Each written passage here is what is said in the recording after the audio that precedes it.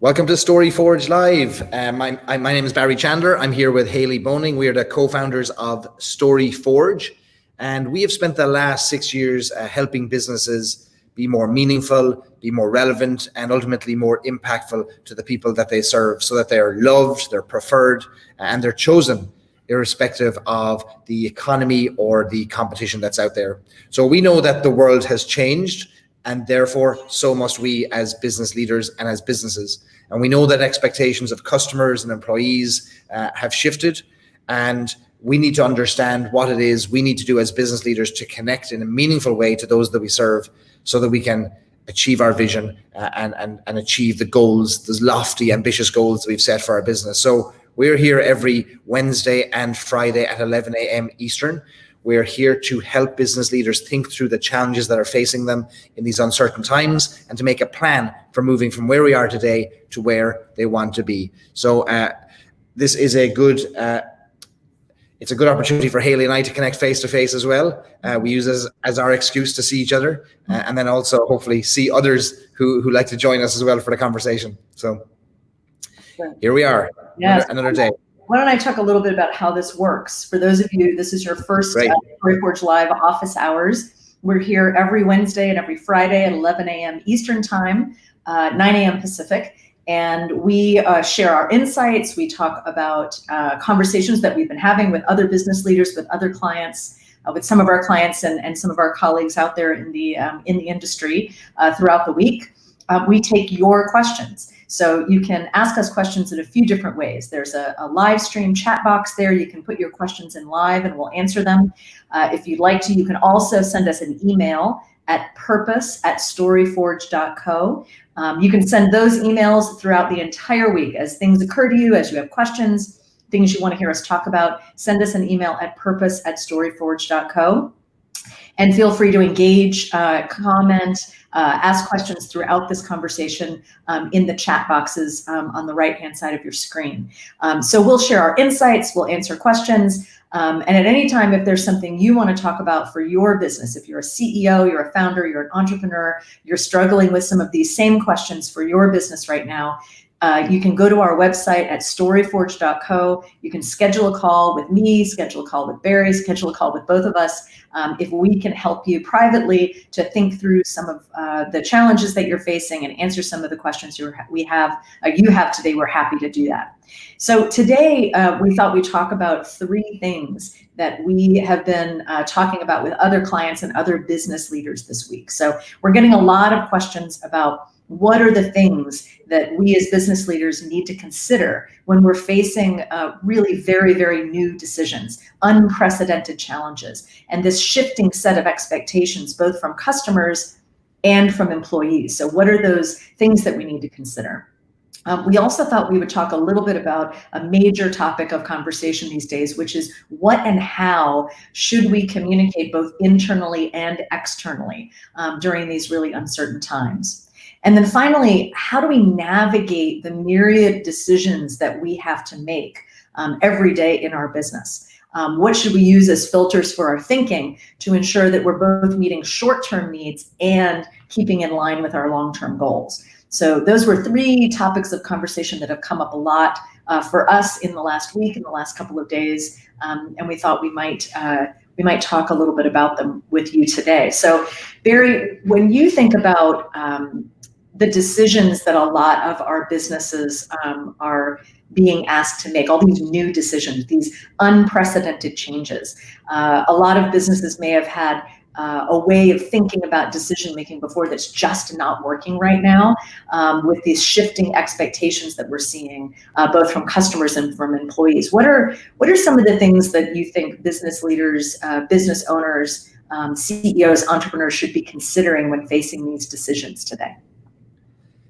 It is a question we've heard over and over again, and people are wondering in 2 areas. One is in the short, immediate term, what should we be doing, and what should we be considering when we make those decisions? And then in the longer term, if we're to be sustainable and viable and achieve this massive vision or audacious goal that we've set, can we make decisions towards that now? And if so, what are they? I always try and bring things back in my mind to the simplest possible version of the business, which is that it exists to provide some meaning to somebody, or to a group of stakeholders.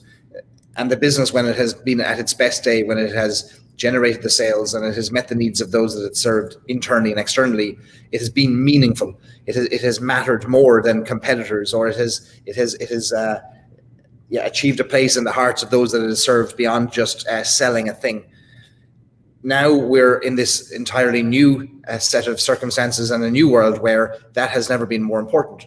And so while how we achieve the goals we've set and the things we must do day to day may change, the filter or what I am thinking about and I'm helping our clients think through as well is, how do we remain meaningful, even if the way we do that has to change in both the short term and the long term?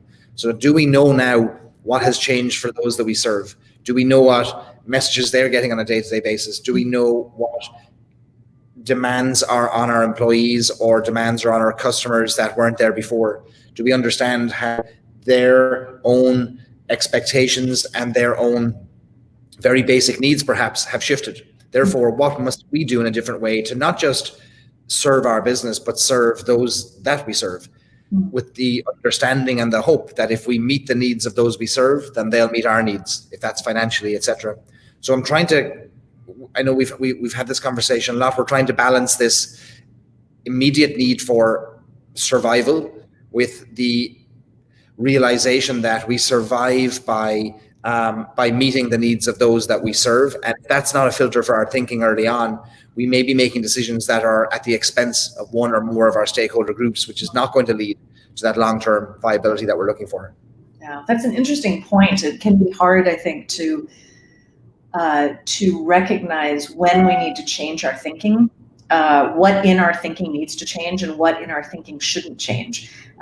It's interesting to think about those two things. So we can often focus on the way we've delivered our services, the way we've met those needs in the past, and get hung up on that how of what we do, that how of how we serve our customers.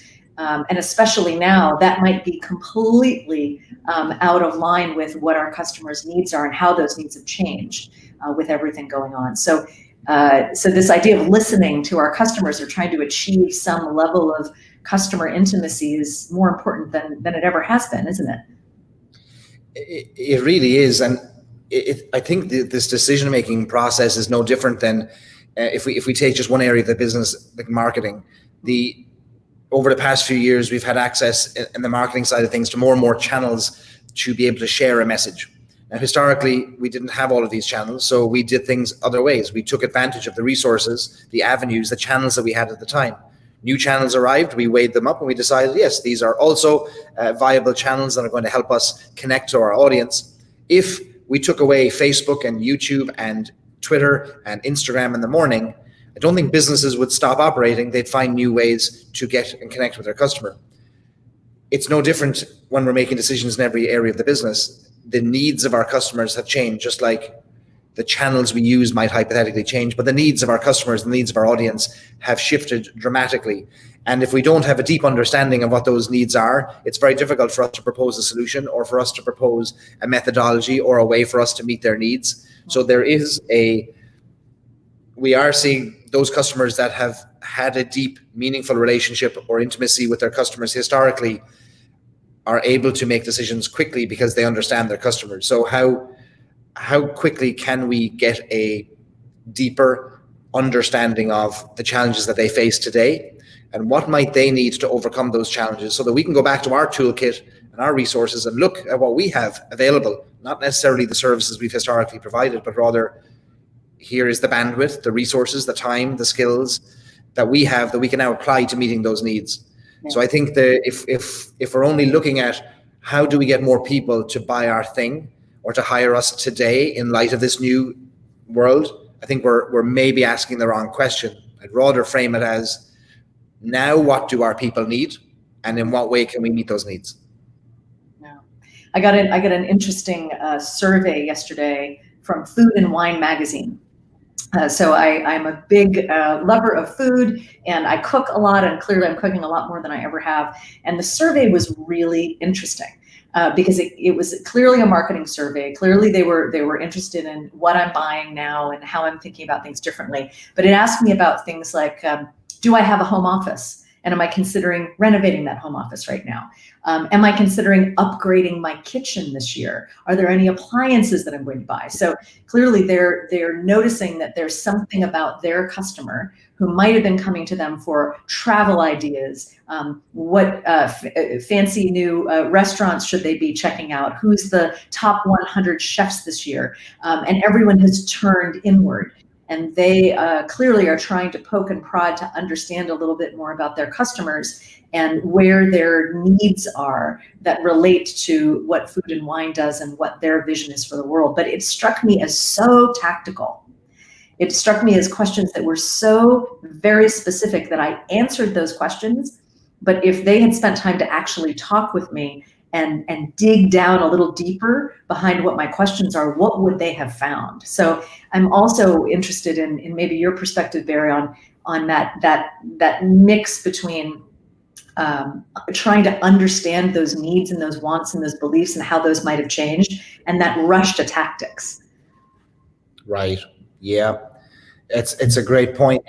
It's so easy to rush to tactics because motion feels like progress. And it's not always, but we need to do something, don't we? Because if we don't, we feel helpless, and maybe we're not doing everything we can do that's humanly possible to save the business. But the rush to tactics can often overlook the real need and the real opportunity. So that takes a little bit of patience, but also trust and faith that if we were to truly understand what it is that matters, we might actually have a better solution that for both of us, for both the business and the consumer. And we've always employed open-ended questioning when we talk to our customers. It's not, do you like this? Yes or no? On a scale of 1 to 10, tell us how well this serves you. We're always a little bit more curious than that because we're genuinely interested in understanding. Yes, but what do you need? Yes, but why? Why? And we're always poking and prodding and pushing when we're interviewing the customers of our customers. And I think that precedes, in my mind, everything. Is if we don't have enough of a knowledge today of those that we serve before we deploy a tactic, before we roll out the new marketing campaign and the new ad and the new sales approach to try and to bring in the revenue, are we comfortable? And can we stand behind this, knowing that we know so much about those that we serve? Yeah. This is exactly what they need. And it doesn't become a marketing campaign, then it just becomes the communication of that thing we know they need. Yeah. The challenge that I'm constantly aware of with that is, yes, but the lights have to stay on. Yes, but we have payroll. Yes, but, and it's true. And that is the challenge today, is that we are being asked as business owners to not just find ways to bring in revenue, to bring in revenue. We have to meet the needs of those that we serve, or nobody's going to win in the long run. So it's a level of intimacy meeting, a level of intimacy of knowledge of those that we're trying to be meaningful to, intersecting with the things we could possibly do, but we can't possibly know what those things are until we understand our customer. And there are many examples I'm seeing of this on a day-to-day basis of businesses that are not pivoting so much as utilizing the resources that they have in different ways. So, for example, the company Ant Flow, which provides menstrual products and has historically only provided menstrual products, in the last few weeks retooled their manufacturing to manufacture and produce face masks. Nothing they would ever have considered historically. Why? Because that wasn't a need of their customer. That was not something that anybody needed. So at the 4 weeks ago or 2 months ago, they were using their tools and their skills and their beliefs and their resources to provide menstrual products. But once the needs shifted, they realized, well, there was an even greater need, and they could use their resources to meet those needs. So in doing so, they ensured that there was a revenue stream coming into them, but also that revenue stream was as a result of them very clearly taking care of those that they served. Yes. Yeah, I think, it reminds me, if I can be slightly esoteric and follow me, there is a point in this. It reminds me of this poem by John Donne, who's an old English poet. who talked about, he talked about love, and it was specifically a poem about his wife who was very ill that he was separated from for long periods of time. And he talked about their love being like a compass, not a compass with a north, south, east, and west, but a compass that you would use when drawing on the page. And he said that she was like one end of that compass that was an ever fixed mark. And as long as she was fixed to the ground, no matter how far he traveled, he always knew how to come back. And this, when we're talking with clients right now, what I'm trying to focus us on as much as possible is what that ever fixed mark is. So how we serve our customers, the ways we're delivering our services, those things are going to change. We're going to need to move, and we're going to need to pivot. But pivoting as opposed to panicking. So pivoting means that there is one part of you that does not stray from where it is. You're pivoting the direction, you're pivoting how you're serving your customers, but you're able to pivot because you know those things that will never change. And typically with our clients, those things are beliefs and vision and purpose, those things that we need to use as anchors right now when we are in these uncertain times, when things are completely unknown about the future. We need to hang on to those things that we know are the DNA of our business, the things that will never change, and then rethink everything else. And that to me is the difference between pivoting and panicking. Absolutely. Rooney has weighed in to say that Stephen Covey says that the one thing that changes everything is trust. And I think that's true. And it's the one thing that then never changes or should never change is trust. And that's what we're talking about here, is that there are many businesses I see currently taking advantage of this situation in a way that does not sit well with me, and I know it doesn't sit well with you, and that is not what we're here to showcase or highlight or to hero, but rather to draw the connection between the lack of meaning. We've never been more aware of a business trying to take advantage.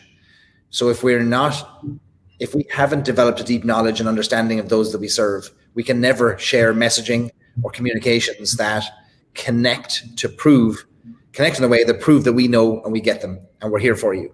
And there are many boilerplate messages going out there at best, and at worst is the use of COVID-19 and coronavirus and emails and messaging is turning people off. So yeah, I think it is about trust and intimacy, which does lead us on to one of the next questions that I think it's worth us diving into, which is how do we communicate what's happening right now in a business, both internally and externally? So we have an internal audience of employees and partners and investors, etc. And externally, we have our customers, our partners, community. There is no hiding from the fact that many businesses are facing challenges. This is not business as usual, and nobody's expecting a business to have all the answers. So in your experience, Haley, and you've a long history of working in communications at a very high level, Fortune 100 companies, help us understand, in light of what's happening, what should we think about when communicating internally and externally? Yeah.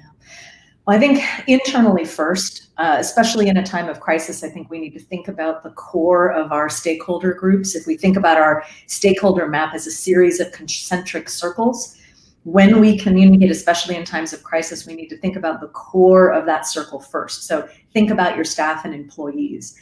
And I think there are a few things to consider when you communicate internally. The first is honesty and transparency. So as you said before, Barry, our BS meters are finely tuned at this point. In our history as human beings, but also at this particular point in our history. And so being honest and being transparent is incredibly important. I had a conversation with a business owner earlier this week who runs a business, about 40 people here in town. And he had applied for loans. He had applied for the PPE loans and the Agile loans and through the CARES Act. And he had a big company meeting. He's doing it once a week these days. And he had a big company meeting last week. And he was very honest and transparent with his team. and saying, we're things are really rough right now and things are tough, and we're serving the clients that we have and we're trying to get more clients.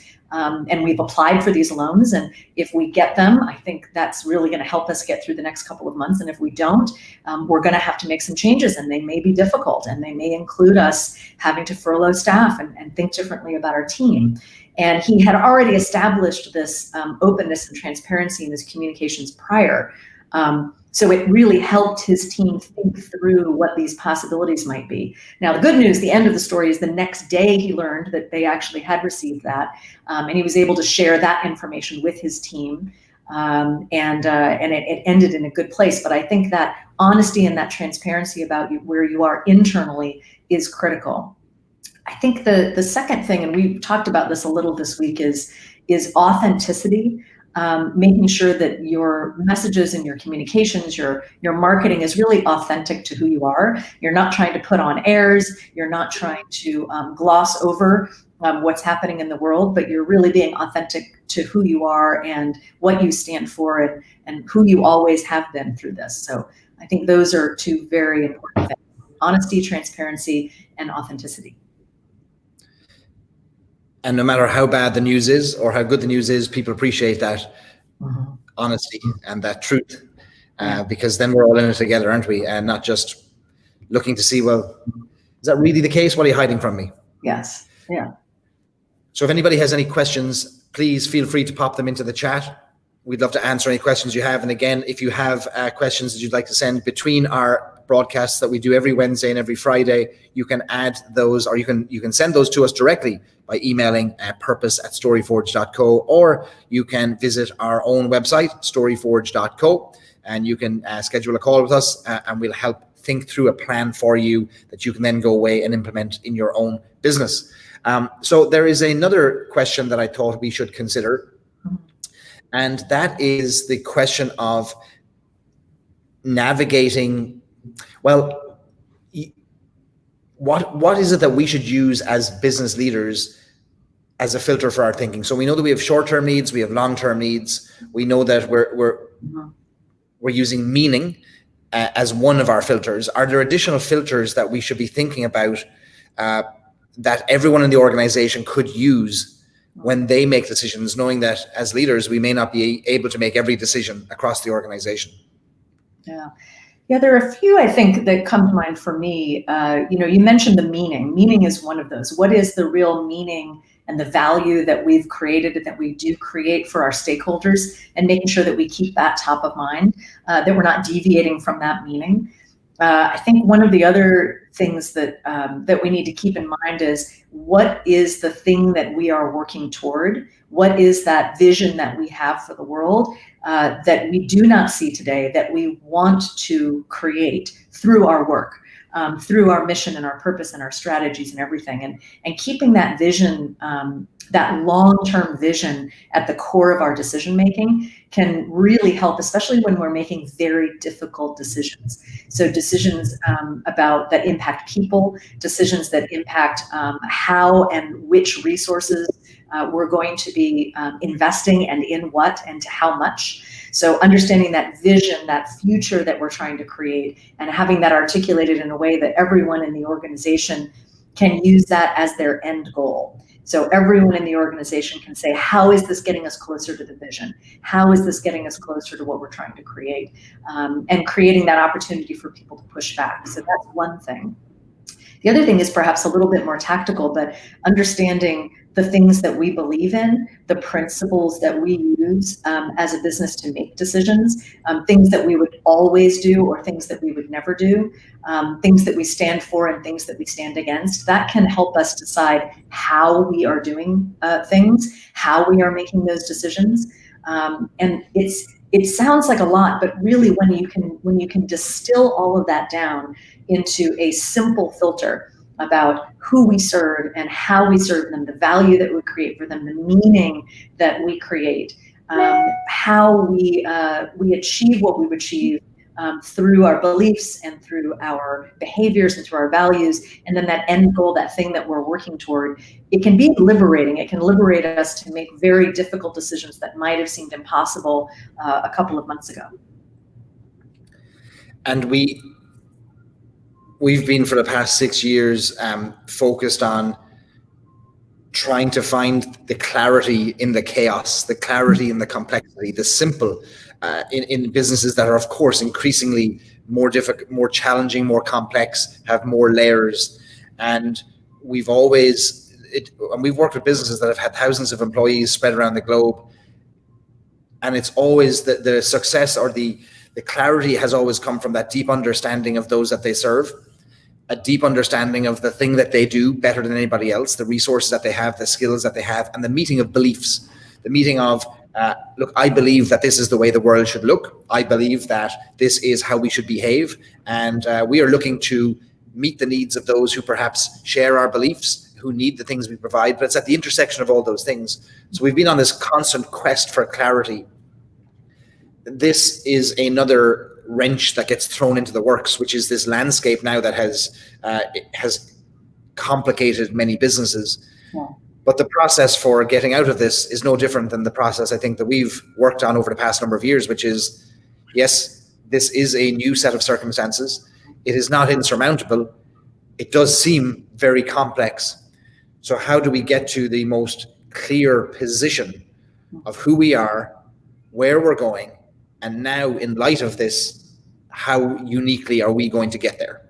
And as we get there, we meet the needs of those we serve. So I think the more complex the business feels for you today, the simpler the position and the simpler the message is going to need to be, so that everyone in the organization internally is clear that this is what we're doing, this is what we're about, this is how we make decisions. And then externally, your customers are clear on who you are, what you stand for, and why you matter to them now, perhaps more than ever before. Nobody will ever know what's in your head as a leader if it's not articulated, if it's not clear. And that clarity will only come from introspection and deep questioning and understanding and listening to those that we serve. But then ultimately that final piece, which is the piece that often gets overlooked from the fantastic visionary leaders that we encounter, which is, yes, but let's commit this to paper. Because if it's only in your head, it remains that elusive thing that everyone's wondering, how did he or she make that decision? That's a very odd decision. Yet there's probably a clear reason why that decision was made. Yeah, I was on the phone this morning with one of our CEO clients, getting that stuff down on paper. And we have a lot. So we have done a lot of work with them over the last couple of weeks, and we have a significant amount of impact or input. We have insights, we have themes, we have feedback, we have lots of discovery from all their stakeholders. And we're now beginning that work of distilling it down to its most essential, getting it down to that one page and getting really, really, really clear on where the meaning is. Where does the meaning lie for their external customers, and where does the meaning lie for their internal customers? And identifying those gaps, those places where we have an aspiration for what that meaning is, but we may not be getting there as quickly as we'd like to, or we may not be really hitting that meaning on the mark. I was reading before we got on the phone this morning some pretty terrifying statistics about where CEOs think their businesses are. And this survey was just done, I think, last week of 4,000 or 5,000 CEOs. 11% of those CEOs said they think their business isn't going to make it through the next couple of months. And if you look at specific sectors, we know in the hospitality industry, 40% of those CEOs said they didn't think they were going to make it. So there's this expected downturn that we already know is happening that CEOs can see. And what I hear them talking about is this recognition that never before has meaning been more important. Because the number of businesses that are going to come out of this are the businesses that are taking time right now and investing in unearthing that meaning, in eliminating those things that are not meaningful and getting down to the essential nature of their business. Because there are going to be businesses that win. So if 11% of those businesses go out of business, that means 90% may still be in business. If 40% of those businesses go out, that means 60% will still be in business. So the field is shrinking, but there is still opportunity there if we can get really, really, really essential about what our meaning is, how we articulate that meaning, how we use it as a decision-making filter, and how we communicate it to our most important stakeholder groups. Does that mean that there's going to have to be some sacrificial lambs, that things that we as business leaders held true, or business as usual for 20 years or longer, are there things then that business leaders are going to have to commit to the trash pile of history in order to survive, in order to meet all the needs? Absolutely. If there's one thing that is demanded of all of us right now, it's change. And that's the crazy thing about being human, is that we as physiological beings, we begin changing from the moment we are conceived until after we die, right? That's all we do at a cellular level, is we change. And if we don't change, what happens? We atrophy and we die. But in a really strong economy, even businesses that aren't changing can survive, right? Revenue can come in and customers come in, and even that lack of change, while in times like this, it's disastrous, in times that are good, it's, people can kind of make it through, right? Just inertia sometimes, and history, and we've been doing it this way for so many decades. Why would we need to change? But at times like this, that desperate need for change and for pivoting and for thinking differently about the business is brought to the forefront. So I think it is, unfortunately, businesses that are not willing to think really hard and think about those sacrificial lambs and make those sacrifices are going to be the ones that end up as the sacrificial lamb in their particular industry. So everything needs to be on the table, I think, when evaluating how we move forward. It doesn't matter what we sell or what service or product we have. If all we focus on today is trying to strong arm that service or that product into the hands of people, I think we're missing the point, and we're seeing businesses try that. But the businesses I'm most inspired by are those that have put down their tools for a moment, have stepped back, and in my favorite Japanese phrase that I use all the time, proverb is, don't just do something, stand there. And that ability to take a step back and just look and evaluate and take in the new knowledge, new insights. And the new insights come from their customers, come from the market, come from the landscape, come from looking at their bank balance. There's a lot of new insights that are finding their way into their heads. And the customers I'm most inspired by are taking these insights and they're stopping and they're thinking and they're trying to understand, okay, what is the intersection of all those needs and our abilities and our skills and our beliefs, and how now can we serve in new ways? And yes, that may change who we are as a company. It may not change the vision we have for the world. We may be inspired by that vision, but it may change how we do things on a day-to-day basis. And if we can't do that, then we shouldn't be surprised when the shrinking market for that thing that we provided historically no longer has space for us. But if we're able to think a little bit bigger, in every market there is a gap, and in every gap there's a market, but only if we're open to understanding how we may be of service and how we can be more like water and flow in the direction that the river is now going. Yeah. That's a hard thing though, isn't it? That's a difficult thing to think about when you've built your entire business and maybe it's second, third generation, but we've always done it this way. It's a tough thing to overcome, but it's essential, isn't it? It is. It sounds like such a simple mind shift to say, go from what worked before to what works now. Right. But there's a lot in that. The other thing I think we've found, I think you would agree, Barry, over the years, is that it can be very difficult to have that insight on your own. It'd be very difficult to see those opportunities when you're inside the business. And this is often why our clients reach out to us, is they're looking for a third-party objective brain and set of eyeballs to observe, to study, to ask, to poke, and to prod, and to question, to surface those opportunities. Especially right now when we're all moving so fast and the decisions are coming faster than we can make them, it can be hard to get that kind of perspective, the perspective that's necessary to see new opportunity.